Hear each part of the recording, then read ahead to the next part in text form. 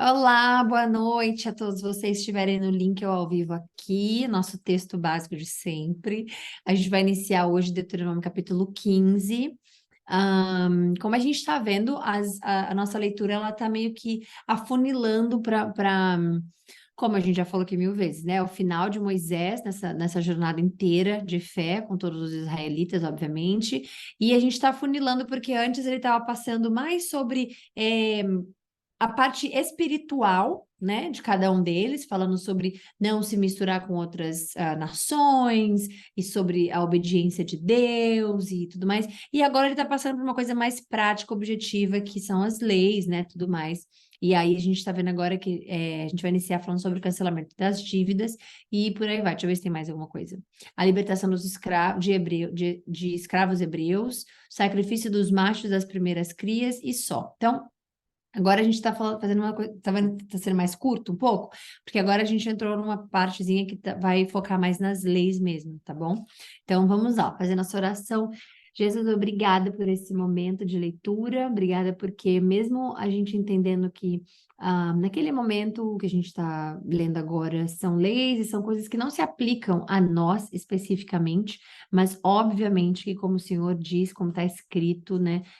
Nada da Bíblia é desperdiçado, que o Senhor não tira uma vírgula, não põe uma vírgula, se não tiver que estar de fato lá. Então, obrigada, Senhor, pela oportunidade de ler a sua palavra, obrigada porque o Senhor nos faz ver o sentido real da sua palavra, do que é ler a palavra, para estarmos o quê? Em comunhão com o Senhor.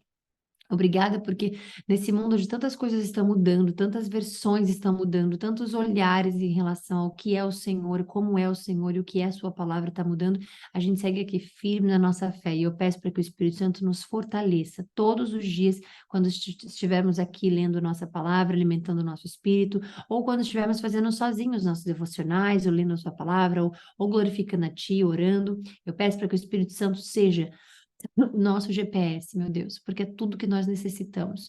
Não deixe que a gente vire para os lados para buscar alternativas, para buscar outras opções, outras escolhas, meu Deus, que não venha de ti. Não deixe que a gente escute vozes que não sejam que não seja a sua.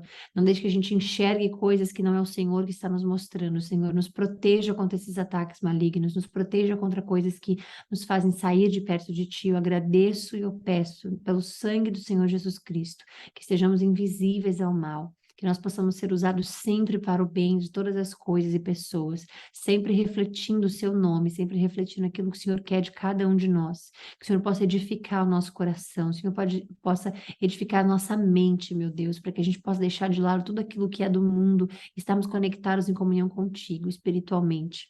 Obrigada pela força, pela saúde, pelo amor, pelo ar que respiramos. Obrigada pela oportunidade, Senhor, de poder abrir uma palavra, abrir a sua palavra e saber que somos reconhecidos filhos. Porque a gente tem uma boa palavra, que o Senhor uma boa live, mas que o Senhor me use como canal, que o Espírito Santo nos revele aquilo que é necessário para a gente e que possamos aprender, mesmo quando não é algo específico para nós, mas que a gente possa aprender não só o modo operante como o Senhor faz as coisas, mas também aquilo que vem de ti, sobre os seus princípios, o seu caráter, a sua personalidade, o que podemos aprender de ti para um melhor relacionamento, hoje e sempre, em obediência e amor.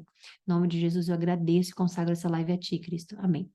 Vamos lá. Capítulo 15 de Deuteronômio.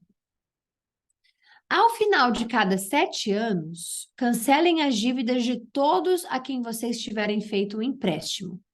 O cancelamento será efetuado da seguinte forma: todos cancelarão os empréstimos que fizeram a irmãos israelitas. Ninguém exigirá pagamento do seu próximo ou de seus parentes, pois chegou o tempo do Senhor para liberá-los das dívidas. Vocês sabem, nos 7 anos, anos de jubileu, quando Deus entrega de volta as casas e as terras e tudo mais, a libertação de escravos, e quem foi escravo não foi escravo, quem foi... Tudo isso. Então, Deus tem o modo dele de fazer isso.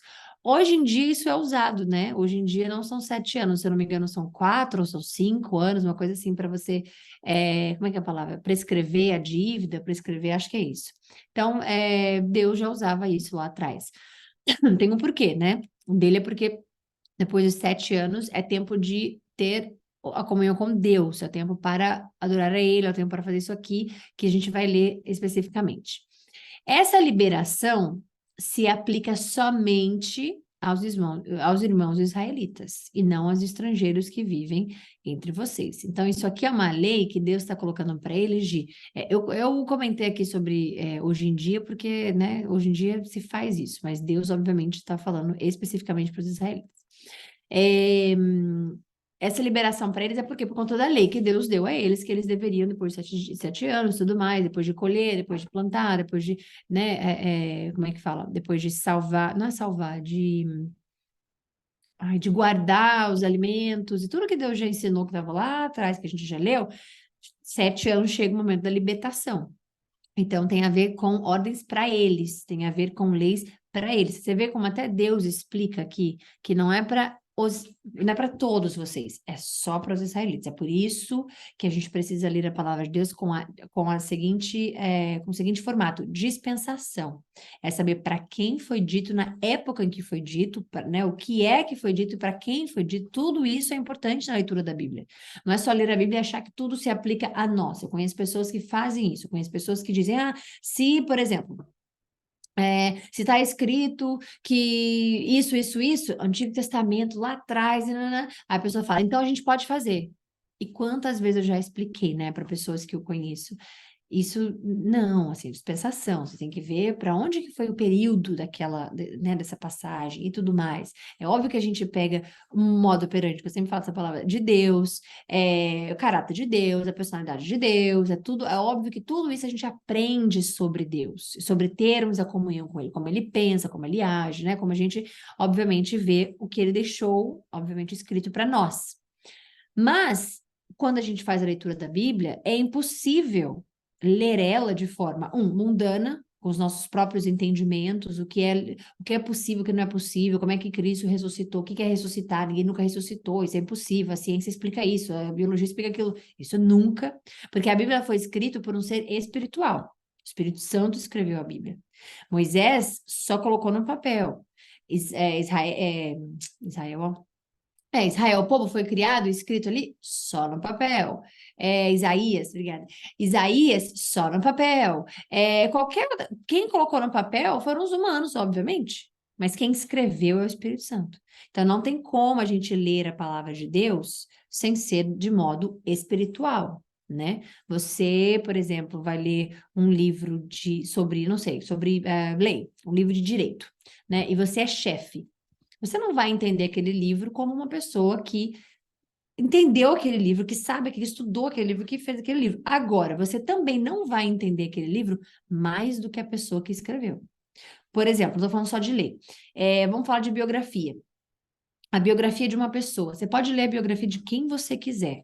Você pode estudar a biografia de A a Z, você pode ter convívio com a pessoa que escreveu a biografia, mas você nunca vai entender aquela biografia se não for pelos olhos daquela pessoa que escreveu a biografia. Então, se você não tiver conexão com aquela pessoa, se você só lê aquilo ali sem entender, né, o que foi escrito ali, não vai. Então, você quando lê a palavra sagrada, você tem que estar conectado né, e ligado a quem? A quem escreveu. Então, não é qualquer ser humano que pode pegar, ler a palavra sagrada. Agora, tem pessoas que pegam a Bíblia, que o Espírito Santo está trabalhando nela enquanto ela está lendo a Bíblia e a pessoa é salva. Aí a pessoa se entrega a Deus, se entrega a quantas pessoas eu conheço, glória a Deus por isso, né? Tem até um ator hollywoodiano que eu gosto muito, muito dele. Eu assisti um filme que ele dirigiu, que ele atuou, que ele escreveu, que é sobre o pai dele, né? Ele teve uma infância muito perturbadora. O pai dele sofria com vícios, né? Especificamente de álcool, ele era alcoólatra. E aquilo ali faz parte da vida dele. Ele bebia quando ele era jovem, jovem, jovem. Ele fumava quando ele tinha 9 anos, 8 anos. E aquilo tudo ali formou ele, né? Porque, enfim, até os 8 anos a criança é formada daquilo. Então teve muita violência, teve muito. Então, e eu amo esse ator. Eu amo a forma com que ele atua, eu amo a forma com que ele se entrega na arte e tudo mais. E aí eu fui ver ele. Aí isso acontece com atores que se entregam dessa forma, desse nível, tá? Ele como é que fala? Ele fez um filme, né, sobre um personagem não bíblico, mas cristão, né, católico especificamente, que é um padre. Então, ele vivia solto no mundo, ele se tornou católico, ele virou católico, e ele fala de Jesus o tempo inteiro. ele fala que na visão dele, antigamente, Jesus era um ser humano, foi um ser humano muito fraco, porque ele morreu, e aí não sei, essa era a visão que ele tinha, que Jesus era fraco, era um homem sem muita, sabe, que não conhecia.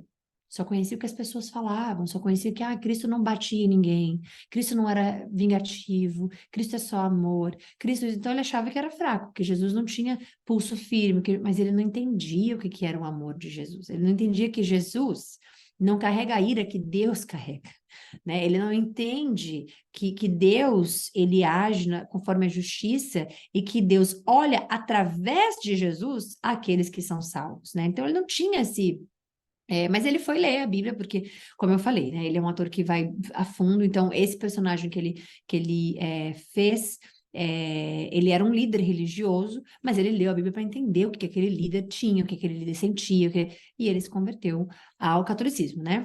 Então, a palavra de Deus, ela muda as pessoas, obviamente, ela está ali para isso, né? Mas se a pessoa ler, como teve um outro amigo meu que fez também um projeto, né? Não vou dar muitas informações, que é bem conhecido, mas é um projeto cristão num canal de TV, e ele tantas vezes falou para mim, nossa, mas esse Deus é violento, né? E não teve nenhuma conexão com Deus, não entendeu o modo de Deus, não entendeu absolutamente nada. Então, tem pessoas que vão ser transformadas, tem pessoas que vão ser tocadas, pessoas que vão olhar para Cristo e dizer, Ele é o meu Salvador, que Ele vai. Tem pessoas que vão fazer, e tem pessoas que não, né? Então, é importante a gente ler a palavra de Deus, por que eu estava falando isso? Porque tem pessoas que só leem a palavra de Deus, interpretam como querem e aplicam para a vida delas coisas que não foram escritas para elas, para nós, né? Então, aqui, quando Deus fala essa liberação, como eu falei, né? A liberdade, a libertação desses 7 anos. Essa liberação se aplica somente aos irmãos israelitas. Então, ninguém pode dizer que essa regra de 7 anos se aplica hoje, e a mim, ou a você, ou a cristão especificamente. Porque Deus está dizendo que há uma dispensação, há uma diferença para quem é isso e para quem é aquilo. De outras vezes ele já falou isso também, né? Faça isso, povo israelita, o outro, não. Mas teve vezes em que ele juntou todos, isso é para todos, inclusive o estrangeiro. Aqui ele está dizendo que há uma diferença de quem vai fazer isso, de quem não vai fazer isso, de quem, né, tá usando isso, quem não tá usando isso. Então, é importante a gente saber que há momentos em que o que a gente vai aprender vai ser sobre Deus, mas não para nós aquilo que aconteceu que Deus está contando. Aquilo que foi lido, que está sendo, né, que está sendo estudado ali, não é para nós, mas a gente vai aprender sobre Deus, sobre o que ele escreveu para aquele povo, para aquele momento e assim por diante. Não deverá haver pobres entre vocês, pois o Senhor, o seu Deus, os abençoará grandemente na terra que lhes dá como herança. Receberão as bênçãos se tiverem o cuidado de obedecer ao Senhor. Tá. Eu ia falar isso agora, aí eu passei, aí o Espírito Santo já voltou. Veja bem. Não haverá pobres entre vocês. Mas, Thay, Cristo disse que sempre haverá pobres. Então, a Bíblia está se contradizendo. Vamos ver o que está escrito aqui embaixo. Olha como a Bíblia, ela responde às nossas perguntas. Receberão essa bênção se tiverem o cuidado de obedecer ao Senhor. Ele não vai mentir, porque ele não é homem para que se minta, não é filho do homem para que se minta, né? Então, ele não vai mentir, a Bíblia não vai se contradizer. Quem fala isso é porque nunca entendeu a palavra, nunca se... Quem diz que a Bíblia se contradiz nunca entrou em contato de verdade com quem escreveu. Então, o que a gente consegue entender, né, que quando ele está dizendo isso aqui, é que quando Cristo fala que sempre haverá pobres, tem um porquê disso. Se tiverem o cuidado de obedecer ao Senhor, seu Deus, e cumprir todos esses mandamentos. Tá, mas é muito difícil cumprir esses mandamentos, mas é muito isso, muito aquilo, a gente não sabe, a gente não foi chamado para cumprir exatamente o que eles disseram ali, a gente está julgando pela nossa vida, baseado no nosso timing, baseado na nossa educação, baseado... a gente não sabe o que era para eles não tinham nada, eles eram escravos, foram tirados de lá somente para uma tarefa, ser escolhido por Deus, ser filho de Deus, ser chamado filho de Deus. Só isso. Eles não tinham que bater cartão no trabalho, eles não tinham que. Eles só tinham que obedecer a Deus. Então, o único foco deles era serem lapidados para ser o povo exemplo vindo de Deus. Não há nada que você fale, não há nada que eu fale que diga, mas eles não tinham tempo de cumprir tudo. tudo que eles fazem. Ah, não, mas eles criavam gado. Para quê? Para as ofertas que Deus tem. Então, tudo na vida deles envolvia a Deus. Então, obedecer a Deus, para nós hoje em dia, pode ser, nossa, mas todas aquelas regras, mas tudo, mas eles só tinham isso para fazer. Quando Deus tirou eles do deserto, ó, da escravidão, foi para que eles fossem novas criaturas, um novo povo. Os israelitas, eles só iniciaram depois do Egito. Eles não eram um povo ainda. Eles eram pessoas, filhos de Deus, de descendentes de Abraão, muito assim, aleatório. Eles foram chamados depois, israelitas depois, né? O povo hebreu, todo mundo já sabia. Depois Deus colocou lá o nome, colocou a mão dele e falou: vivam para mim, façam tudo o que eu mandar, me escutem, me obedeçam e tudo irá bem. Então, aqui não é contradição, tá bom? Quando Cristo fala que sempre haverá pobres, e aqui Deus está falando não haverá pobres entre vocês. Só para que seja explicado. O Senhor, o seu Deus, os abençoará conforme prometeu. Vocês emprestarão dinheiro a muitas nações, mas jamais precisarão tomar emprestado. Governarão muitas nações, mas não serão governados por nação alguma. Se, contudo, houver algum israelita pobre em suas cidades, quando chegarem à terra que o Senhor, seu Deus, lhes dá, não endureçam o coração e não fechem a mão para ele. Ao contrário, sejam generosos e emprestem-lhe o que for necessário. Não sejam mesquinhos, nem se recusem a emprestar a alguém só porque o ano de cancelamento das dívidas está próximo. Por exemplo, só vou emprestar porque. Não vou emprestar porque daqui a pouco vai dar os 7 anos e a pessoa não vai mais me pagar. Não faça isso. Se vocês se recusarem a fornecer um empréstimo e a pessoa necessitada clamar ao Senhor, isso aqui é sempre ele dizendo que o seu contato comigo é seu contato comigo. Não importa onde você esteja, quem é o seu líder, isso, quem faz aquilo, seu contato comigo é comigo. Se você sofreu injustiça de alguém XYZ, não importa se aquela pessoa é cristã, ora todo dia, vai para a igreja todo dia, se é líder religioso, se é isso, seu contato comigo é comigo, a minha justiça se aplica a todos. Se a pessoa que precisou do empréstimo não tiver, porque eles recusaram por conta do coração deles, por conta da mesquinharia, e essa pessoa clamar ao Senhor, vocês serão considerados culpados de pecado. Deem aos pobres com generosidade e não com má vontade, pois o Senhor, seu Deus, os abençoará em tudo o que fizerem. E isso aqui não tem nada a ver somente com os israelitas. Isso aqui é novo, como é que fala? Versículo, onde Deus está dizendo para todos que deem aos pobres com generosidade. Isso aqui você enxerga dessa forma se quiser. Se você quiser enxergar que somente para os israelitas, está ótimo. Mas sabendo como Deus é, como Cristo é, como os apóstolos foram, você entende que isso aqui não é só para os israelitas.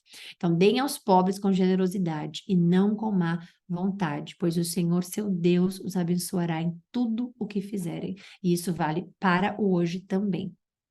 Sempre haverá pobres na terra. Aí aqui Deus vem e lá em cima ele falou que não e Cristo falou sobre isso aqui. Então, para a pessoa que lê a Bíblia só aqui, que ela pega, vamos botar no Google, que Deus fala sobre os pobres.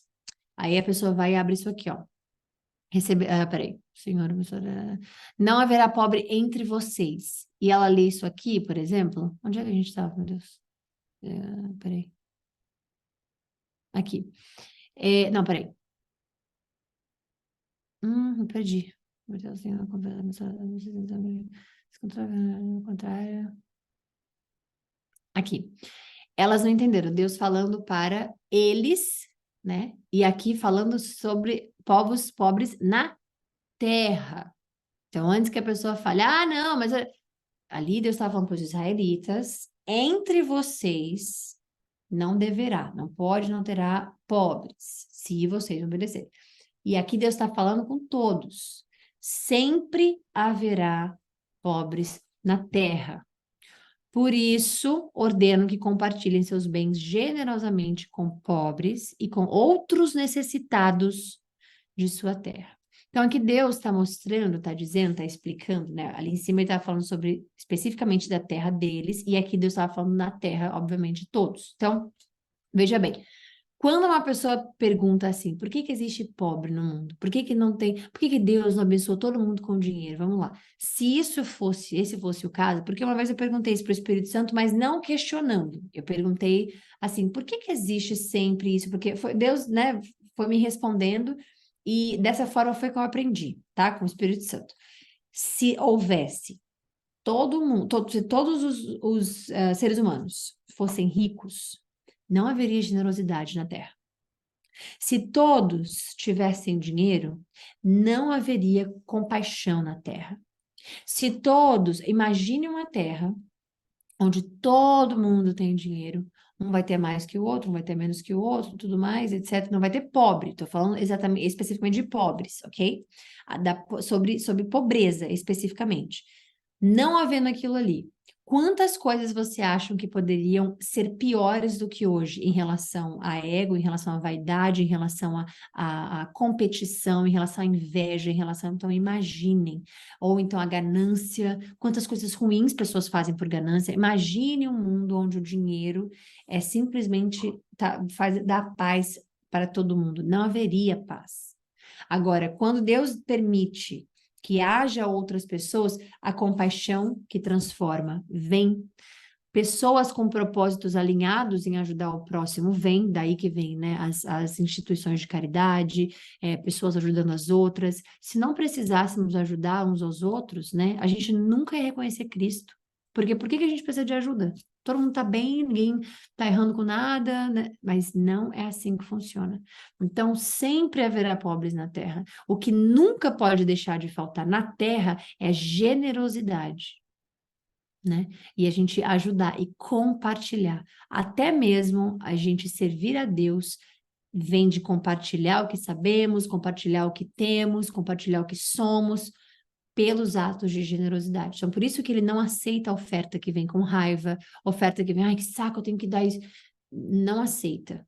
Você pode até, a igreja específica vai aceitar, mas Deus, porque a oferta vai para Deus, né? Nunca sobre a sua igreja, ou sobre a cestinha que você põe o dinheiro. É Deus, a gente falou sobre isso ontem, é a comunhão com Deus. Por que que ele não aceita? Se é o coração ganancioso, se é a mão fechada, se é, por que que não? Porque isso tem a ver com você ter comunhão com Deus e compartilhar com generosidade em nome dele, porque ele mandou fazer isso, ok? Se um irmão hebreu, homem ou mulher, vender-se a você como escravo, ele lhe servirá por 6 anos. Depois disso, liberte-o no 7º ano. Quando libertar um escravo, não mande embora de mãos vazias. Seja generoso e dê-lhe de despedida um presente dos animais de seu rebanho, dos cereais de sua eira e dos vinhos de sua prensa de uvas. Compartilhe com ele um pouco da fartura com qual o Senhor, o seu Deus, abençoou. Isso aqui é mostrando o quão generoso Deus é. Ninguém está fazendo isso aqui. Isso aqui vem de Deus mandando a gente fazer, né? Mostrando eles fazerem especificamente, mas a gente está aprendendo que Deus é generoso. Então, isso aqui não tem ninguém dizendo fulano, ciclano, beltrano, de despedida, acabei de libertar no 7º ano meu escravo e dei isso. Não. A generosidade está vinda de Deus, logo nos ensinando a sermos generosos. Lembrem-se de que um dia você foi escravo na terra do Egito e o Senhor, o seu Deus, o libertou. Por isso lhes dou essa ordem. Por isso lhes dou essa ordem. Por isso. Porque você precisa se lembrar de que você não é melhor nem pior que ninguém. Você já esteve onde alguma pessoa que você conhece está agora e você, por isso, precisa entender que quem te liberta é o Senhor. E que se aquela pessoa que está nessa situação, né, que você já passou, que você sabe como é, ou independente disso, se aquela pessoa chegou até você ou está indo embora, sempre lembre-se de onde você já foi, onde você já esteve, né? E como o Senhor te ajudou. Mas, se por estar bem com você e amar a sua família, o servo disser, não quero ir embora, você pegará um furador e furará a ponta da orelha dele contra a porta. Depois disso, ele será o seu escravo, o resto da vida. Faça o mesmo com as escravas. Quando liberar os seus escravos, não leia essa palavra escravos aqui como a gente tem hoje em dia, né? Como a gente sabe da maldade humana em relação aos escravos, em relação ao que a escravidão transforma. Em relação a Deus, ele está ensinando uma pessoa que tem né, escravos, ou que você pode ler o que a palavra escravo significa no hebreu, no hebraico, no grego, tudo mais, você vai entender o servo que está ali servindo a pessoa, e isso não conta com a pessoa, o histórico, né, terrível, tenebroso que nós temos em relação à escravidão, ok? Não ponha Deus nesse mesmo local onde o homem age com poder. Não considere isso uma grande perda. Lembre-se de que por 6 anos, eles lhes prestaram serviços equivalentes a 2 vezes o salário dos empregados contratados, e o Senhor, o seu Deus, o abençoará em tudo que você fizer. Separem para o Senhor, seu Deus, os machos das primeiras crias do gado e dos rebanhos. Não usem a primeira cria do gado para trabalhar no campo e não tosquiem a primeira cria de ovelhas. Em vez disso, a cada ano comam esses animais com suas famílias, na presença do Senhor, seu Deus, no lugar que ele escolher. Mas, se essa primeira cria tiver algum defeito, se o animal for manco, cego ou tiver algum outro problema, não sacrifiquem ao Senhor, seu Deus, porque sempre tem que ser perfeito a oferta para Deus. Comam o animal na cidade em que morarem. Qualquer pessoa poderá comê-lo, seja cerimonialmente pura ou impura, assim como qualquer um pode comer uma gazela ou um veado.